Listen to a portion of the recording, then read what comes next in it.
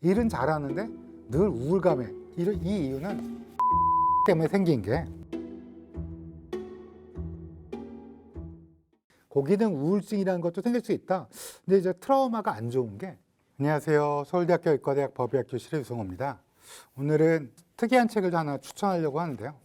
최근에 제가 이제 뇌 관련 궁금증이 좀 많아서 뇌와 관련된 책들을 많이 읽고 있는데 주디스 조셉이라는 미국의 그 정신과 의사 분인데 이분이 쓴 책 고기능 우울증을 읽고 재미있어서 소개시켜 드리려고 합니다. 일단 우울증 그러면 여러분 잘 아시겠지만 입맛이 변하고 뭐 과다로 섭취할 수도 있고 잘 안 먹을 수도 있고 뭐 일단 우울하고 그래서 수면도 잘 안 되고 또 뭐 절망감에 빠진다든지 여러 가지 것들이 있어서 정상적인 생활을 할 수 없을 때 그때 우리가 이제 정신건강의학과에 가서 정신건강의학과 의사 선생님이랑 상담도 하고 약물 치료를 하면서 그때 이제 그 진단을 받게 되는 게 우울증인데요.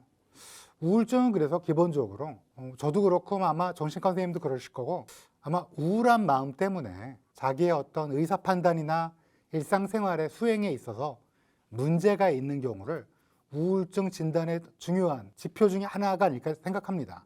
근데 고기능 우울증이라는 게 있다는 거예요. 왜 이 책이 재밌었냐 저한테. 특히 직장맘들 육아도 하고 직장에서 또 활동을 해야 되고 잘 해요. 잘 하는데 겉으로는 정상적이고 행동을 아주 잘하는데 지속적으로 우울하고 슬픈 기분이 드는 거, 이거를 고기능 우울증으로 정의했습니다. 누가? 이분이. 원래 지속적 우울증이라고 그래서 제가 이제 의과대학 다닐 때는 디스티미아라고 불러서 2년 이상 기분이 안 좋은 거예요. 늘 기분이 안 좋은 분이 있죠. 늘 기분이 안 좋고 웃는 날이 없고 식욕도 없고 또는 식욕이 과다하거나 뭐 과다하게 자거나 잠을 거의 못 자거나 항상 뭐 절망감에 빠져 있을 수도 있고 또 제대로 된 의사결정이나 이런 걸 잘 못하는 경우도 있고 이럴 때 이제 우리가 지속적 우울증이라고 부르기도 하는데요. 그게 아니라 이분은 일을 잘해요. 일을 잘하는데 근데 마음속으로 늘 우울한 마음이 있는 거예요. 이거를 이제 원래 정신과는 DSM이라는 그 진단 기준이 있습니다. 정신과에서는 그 기준을 DSM이라는 Diagnostic Statistic Manual 그런 DSM이라는 매뉴얼이 있는데 거기에는 없는데 근데 실제로는 일 잘하는 분들 중에 무너지는 분들 갑자기 고기능 우울증이 꽤 있다는 거야. 그래서 누구나 혹시 나도 고기능 우울증 아닐까? 이렇게 지금 앞에 계신 분들도 나 막 이러시는데 그럼 고기능 우울증은 어떤 특징이 있느냐? 고기능 우울증은 이 책에 의하면 그러니까 이게 원래 진단명이 있는 건 아니에요. 그래서 이분이 환자를 많이 다뤄보고 또 본인 경험으로 봤을 때 분명히 존재한다. 일은 잘하는데 늘 우울감에 이 이유는 트라우마 때문에 생긴 게 이런 정신건강 상태가 무쾌감증, 뭘 해도 재미가 없어요. 그 다음에 마조히즘, 이게 이제 자기를 학대하는 거예요. 그러니까 자기 진짜 바빠 죽겠고 피곤해 죽겠는데 다른 사람이 하면 그냥 가서 미소 짓고 하는 거예요. 원래 안 해야 되잖아요, 그런 건. 그렇죠? 내가 너무 힘들고 이건 아닌데 하는데, 그러니까 이게 고기능 우울증의 특징이라고 해요. 그러면 나는 고기능 우울증일까? 실제로 진단 기준을 이분이 써놨는데요. 12가지 정도 중에 4개 이상이면 아주 그냥 중등도 이상의 고기능 우울증이니까 1번, 2주 이상 감정적으로 무감각하거나 소외된 느낌이 든 적이 있다. 2번, 최근 수면 패턴에 큰 변화가 있어서 평소보다 지나치게 많이 자거나 너무 적게 잔 적이 있다. 3번, 평소와 달리 식욕이 증가하거나 감소하는 등 식사 습관의 변화가 있다. 4번, 다른 사람들이 괜찮다고 해도 자주 자신이 부족하다고 느끼거나 과도한 죄책감에 시달린 적이 있다. 5번, 만성적인 에너지 저하나 번아웃으로 인해 일상생활 수행에 약간의 어려움을 느끼고 있다. 6번, 미래나 현재 상황에 대해 희망이 없다고 느끼며 절망감을 경험한 적이 있다. 7번, 이전에는 쉽게 일을 했는데 그 일이 지금은 집중하기 어렵거나 마무리 짓기가 힘들다고 느끼고 있다. 8번, 예전에는 즐거웠던 활동을 더 이상 만족감을 느끼지 못하고 초조하거나 답답함을 느낀 적이 있다. 9번, 삶의 무의미함에 대한 생각이 계속되거나 죽음에 대한 생각을 이전보다 자주 떠올린다. 10번, 평소와 달리 몸이 무겁고 움직임이 느려져서 일상생활에 지장이 조금씩 생기고 있다. 11번, 이전에 즐거움을 주던 취미나 활동에 더 이상 흥미를 느끼지 못한다. 12번, 다른 사람에게 부담을 주고 싶지 않아서 자신의 문제에 대해서 도움을 요청하는 것을 자주 피하게 된다. 어떠신가요? 여기에 이제 4개 이상이 되면, 뭐 물론 8개 이상이라고 그러면 이건 진짜 큰일이라고 이분이 하고, 4개 이상이라고 해도 꽤나 고기능 우울증에 해당된다 라고 얘기하는 거예요. 여러분 어떠세요? 부분적으로 맞아 하는 것도 있고, 아니 아직까지는 아닐 거야 이러는데, 아마 아무리 긍정적인 분도 한 한두 개, 두세 개 정도는 여기에 해당할 수 있을 것 같아요. 그래서 이 고기능 우울증이 뭔가 이 책을 통해서 제가 읽다 보니까 재밌게 느껴져서 금방 읽었습니다. 일단 고기능 우울증이 아까 제가 뭐라고 그랬죠? 트라우마 때문에 생긴다. 그러면 트라우마는 뭐냐? 트라우마는 정신과 진단 기준인 DSM에 정의가 돼 있습니다. 실제 죽음이나 죽음에 대한 위협, 심각한 부상, 성적 폭력에 노출되는 것, 이걸 트라우마라고 그래요. 그럼 여러분, 난 트라우마 없어. 나는 성폭력, 그거 나쁜 놈들이 하는 거고 죽음의 위협에 느낀 적은 없는데, 뭐 이렇게 생각할 수 있는데, 트라우마가 생각보다는 범위가 굉장히 넓어요. 그 정신과 선생님들이 하는 트라우마는 책에는 그렇게 정해져 있지만, 정신과 선생님들도 이 트라우마라는 게 생각보다는 굉장히 넓고 미약한 것도 누구에게는 큰 트라우마가 될 수 있다 이런 거예요. 이 트라우마는 왜 생기냐? 트라우마는 크게 3가지 때문에 생깁니다. 일단 아동기 트라우마인데요. 아동기에 뭐가 있을까요? 뭐 큰 사고를 당했다든지, 아니면 이 책에서는 이제 부모의 이혼 등 자녀에게는 트라우마라고 합니다. 뭐 이혼은 신속하게 뭐 그런 유명한 변호사님 제가 알고 있는데, 계속 부부 사이가 나쁜 거를 보여주는 것보다 이혼하는 게 훨씬 낫죠, 아이한테는. 그럼에도 불구하고 아이에게는 트라우마가 될 수 있다라고 하고요. 따라서 어렸을 때 이런 트라우마가 있으면 이게 고기능 우울증의 어떤 시초가 될 수 있다, 다 있다는 건 아니고요. 그러니까 고기능 우울증이 누구나 있다는 건 아니잖아요. 그러니까 이거의 트라우마 때문에 그럴 수도 있고요. 성인기 트라우마도 있는데요. 성인기 트라우마는 직업, 예를 들면 내가 선택한 직업이 뭐 예를 들어 소방관이다. 이거 스트레스 받죠, 엄청나게. 그다음 또 뭐가 있을까요? 군인. 우리 군인들께 늘 감사하게 여기지만 굉장히 스트레스 많이 받지 않겠어요? 그런 직업이나 또 제가 보니까 간호사 분들도 굉장히 스트레스 많이 받고 또 그 안에서 조직 내에서도 힘듦이 꽤 있고 뭐 그런 게 있는 것 같아요. 이런 성인에서 생기는 이런 것들도 있을 수 있다라는 거예요. 또 결핍 트라우마, 성인인데도 어렸을 때 너무 결핍이 있으면, 저도 어렸을 때 저희 부모님이 진짜 아껴 쓰시는 분이라 냉장고를 열면 어머니가 빨리 닫았으면 좋겠다라는 굉장히 긍정적인 여러 가지 메시지를, 그래서 저도 지금도 냉장고는 열었다 바로 닫습니다. 그러니까 이건 뭐 트라우마는 아니지만 어렸을 때 결핍이라든지 뭐 이런 것들이 트라우마가 될 수도 있고요. 또 그러니까 지금 뭐가 트라우마가 될 수 있냐? 아동기 때 성인이 돼서도 직업이나 어떤 결핍이 이어져 올 경우에, 3번째 집단 트라우마인데요. 이거는 뭐 전쟁, 우리도 집단 트라우마 한번 겪었죠. 코로나 바이러스 감염증 19. 이거는 굉장한 집단 트라우마야. 어떤 분들은 성격이 무던하신 분들은 그거 그냥 마스크 쓰고 다니까 그거 까이 거 뭐 이렇게 얘기하시는 분도 계실 테지만, 사실 어떤 분들에게 큰 트라우마고 여전히 사회에 큰 영향을 끼치고 있기 때문에, 문제는 제가 말씀드리고 싶은 건 뭐냐, 트라우마라는 거는 어렸을 때 성인이 돼서도 또 우리가 어쩔 수 없는 집단 상황에서도 모두 생길 수 있다는 거야.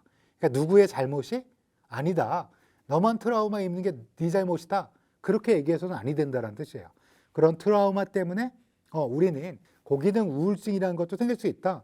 근데 이제 트라우마가 안 좋은 게, 트라우마를 딱 입게 되면 내면화된 죄책감 그리고 수치심을 가지게 돼요. 죄책감을 늘 시달리다 보니까, 예를 들면 난 엄마니까 우리 애를 잘 내가 케어해야 된다. 사실 잘 못할 수도 있잖아. 너무 바쁘고 생활이 그렇다 보면 그럴 수도 있는데, 이게 죄책감이 들 수도 있고 또 내면화된 수치심으로 발생할 수도 있어요. 결론적으로는 트라우마는 누구에게나 있을 수 있고, 따라서 고기능 우울증, High Functioning Depression, 일을 잘해요. 잘하는데 늘 내면적으로 우울한 마음이 있고 트라우마 때문에 생길 수 있는데 왜 생기냐? 누구나 생길 수 있다는 걸 말해주고 있어요. 고기능 우울증이 되면 일 잘하면 되는 거 아니야. 일만 잘하면 되는 거 아니야. 근데 개인적으로는 여러분 무쾌감증, 의학 용어로는 안헤도니아라고 부르는데요. 재미가 없어요, 인생이. 여러분 그거 얼마나 재미없는지 아시죠? 얼마나 힘들겠어요. 예를 들면 뭐 어렸을 때 뭐 좋아하셨어요? 좋아하는 취미, 지금도 재밌는 거 없어요? 아이돌. 고기능 우울증이 아니신 거런데. 우리가 무쾌감증의 가장 대표적인 영화 속 인물이 누구냐면 배트맨이에요. 배트맨은 어렸을 때 아버지를, 어머니를 그 강도 때문에 잃고 돈은 어마어마하게 많고 사업도 정말 잘해요.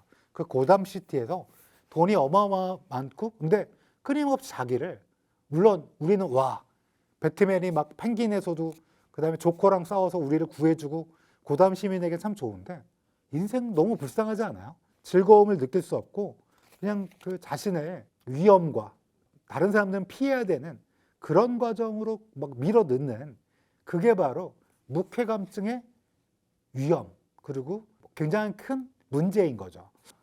만약에 일을 잘하면 그래 성취감을 느껴야 되잖아요. 우리 셀레브레이션 해야 돼요.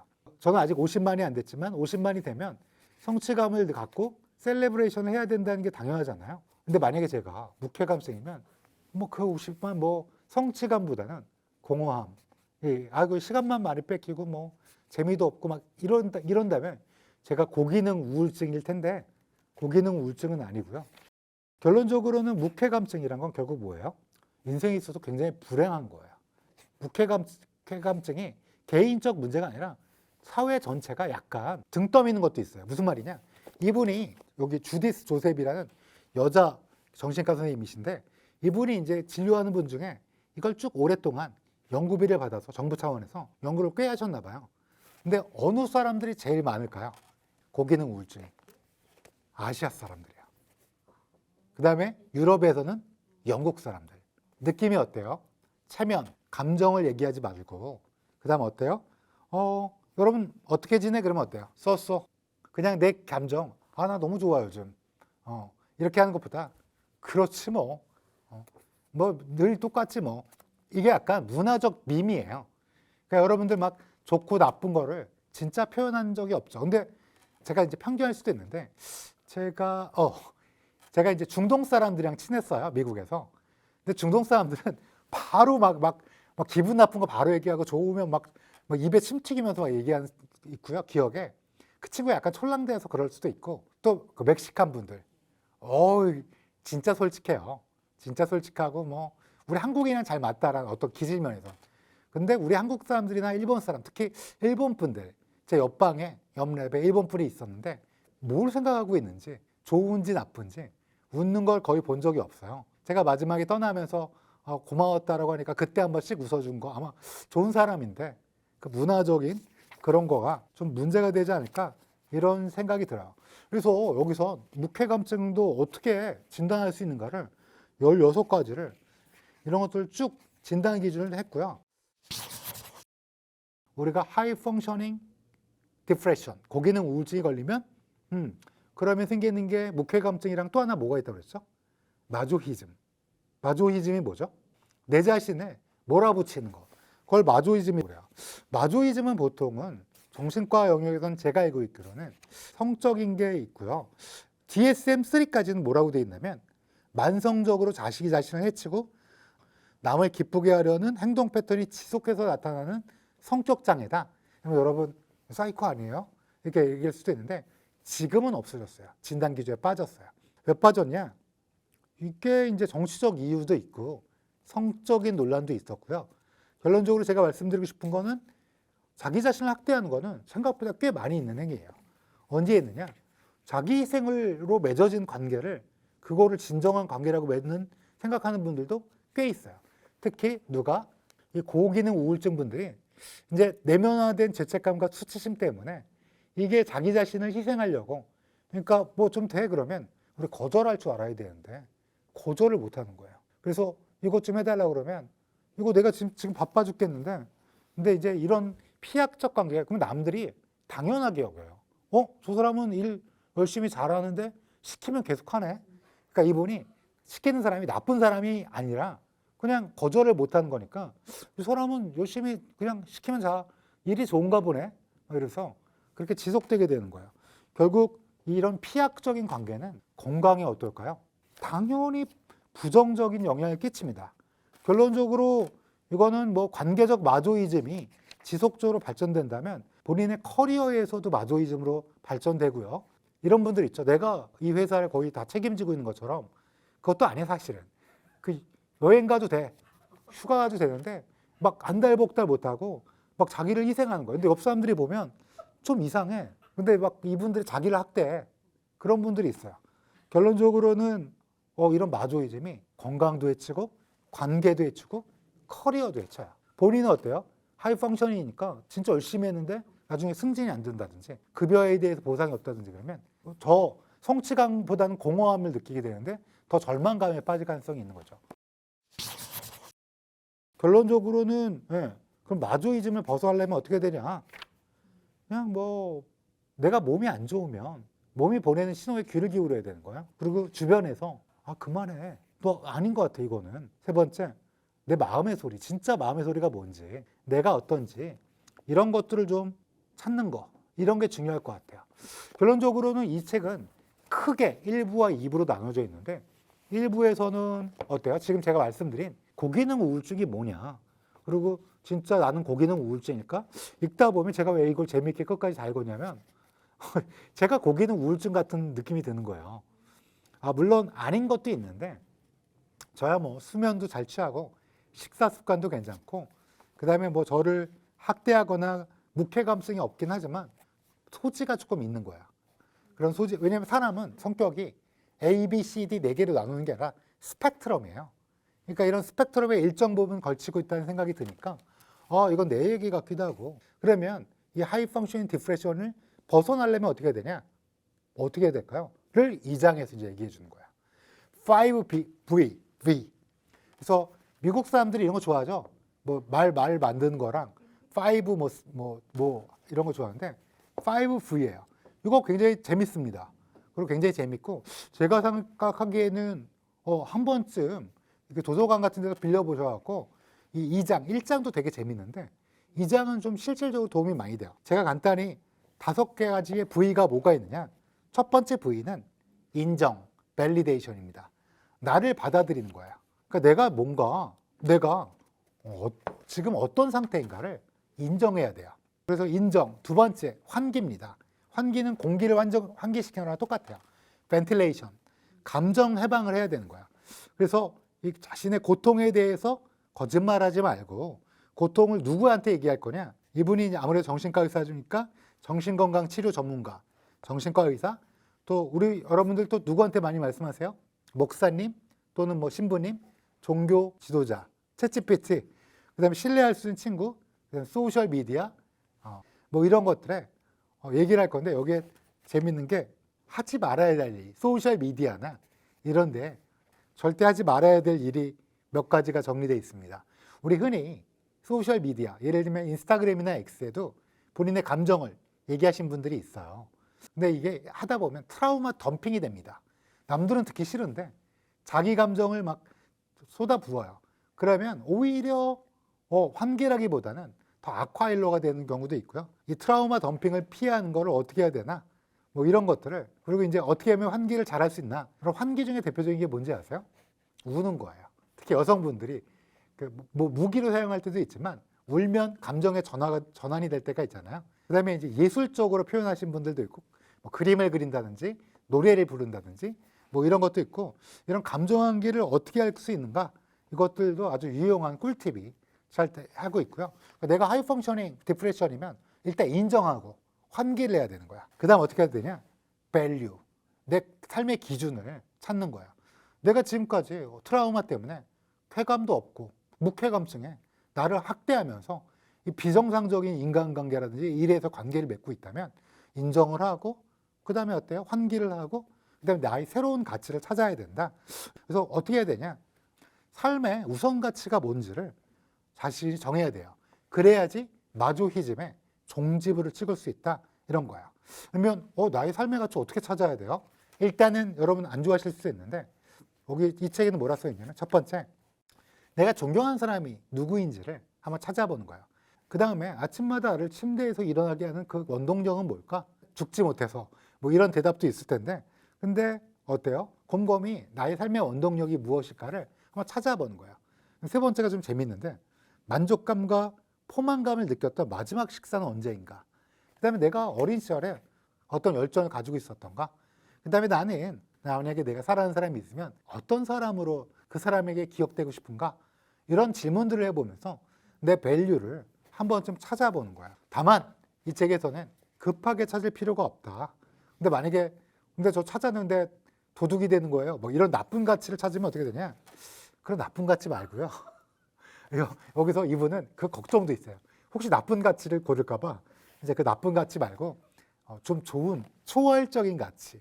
결론적으로 이 책을 읽다 보면 저도 읽으면서 나도 어떤 가치인가, 나에 대한 가치를 한 번쯤 더 생각해 보는 거야. 네 번째 뭐예요?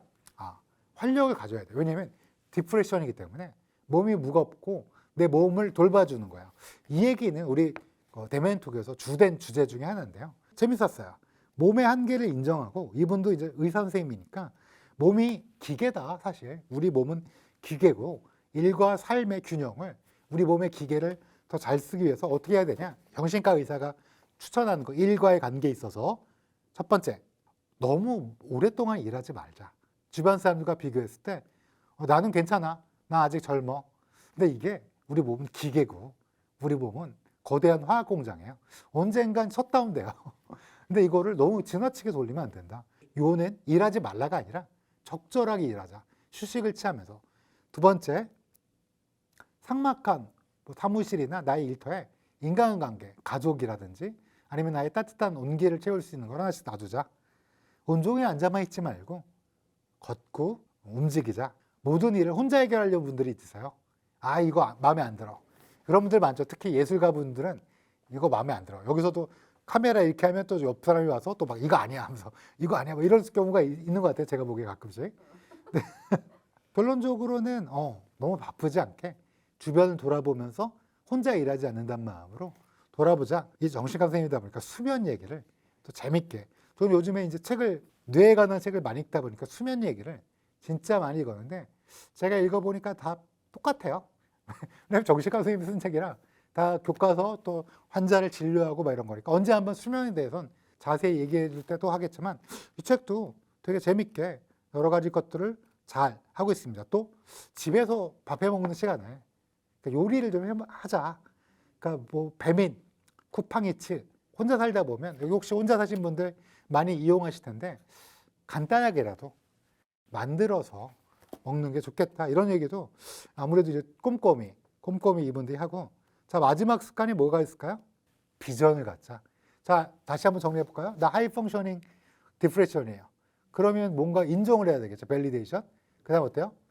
환기를, 벤틸레이션하고 가치를 찾아야 돼요. 밸류. 그 다음에 내 몸을 잘 관리해야 돼요. 바이탈. 마지막으로는 이제 앞으로 비전을 찾는 거예요. 어떻게 할 건가? 회복의 지도를 그리자라는 거예요. 거기서 제일 중요한 게, 저는 이게 한국 사람이라 이 미국의 정서에 아주 딱 맞지는 않은데 작은 성공이라도 꼭 축하하자는 거예요. 여러분 미국에 생활해 보신 분들은 알겠지만, 미국 특히 이제 백인 분들은 엄청 자기가 조금만 일만 해도 막 엄청 막 이거를 막 내가 이거 다 한 것처럼 하고 막 성공에 막 샴페인 터뜨려서 약간 얘네들 왜 이럴까? 그리고 우리 동양인들은 되게, 특히 한국, 일본 사람들은 잘 얘기를 안 해요. 잘했는데도 그냥 뭐 멋쩍은 웃음 한번 하고 그러는데, 근데 이제 사실 자신의 성공을 좀 축하해 주는 거, 작은 거라도. 이거 뭐 내가 이거 뭐 조금인 건데 이러지 마시고요. 이분이 하는 거는 그게 좋겠다. 왜냐하면 자랑하는 사람처럼 보이니까 아무 말도 하지 마라. 이런 것들은 동아시아, 그 다음에 영국 이런 문화권에서 왜 하이펑셔닝 디프레션이 왔냐? 이런 것들이 문제가 있다라고 이분이 꾸짖고 있습니다. 할 일이 많아서 축하할 시간이 없는데요. 시간이 없는데요. 뭐 이런 거. 아니 근데 내가 진짜 축하할 일이면 주변에 해줬겠지. 이런 얘기들보다는 자신의 성공을 자신이 스스로 축하하게 만드는 궁극적인 마음을 가지자. 그래서 어떻게 해야 되냐? 비전을 어떻게 가져야 되냐? 감정의 기대감을 키우고 일정을 검토해서 몰입을 한 다음에 분기별 미션을 뭐라 그럴까? 점검하는 그런 태도로 본인의 비전을 설정하고 지키는 방법들을 한번 가져와 봐라. 이분이 이렇게 얘기하고 있습니다. 그래서 저는 사실은 고개동 우울증이 정식적인 진단병이 아니에요. 인정이 아직 안 되는데 읽다 보니까 이거 누구든지 한 번쯤 걸리는 그런 진단병이고 아마 책도 그랬었겠죠. 근데 이분이 그냥 뇌피셜로 한 건 아니고요. 이분이 이제 연구비를 정부에서 받아왔고 꽤 연구도 많이 진행했고 제가 논문을 찾아보니까 많은 저널들도 내고 계셔갖고 저는 한 번쯤 내가 오늘 요즘에 좀 뭔가 우울하고 뭔가 일은 잘하고 있지만 뭔가 위험해 이런 느낌이 드신 분들은 한 번쯤 이 책을 한번 스르륵 읽어보면 도움이 되지 않을까 싶었습니다. 긴 시간 동안 들어주셔서 감사합니다.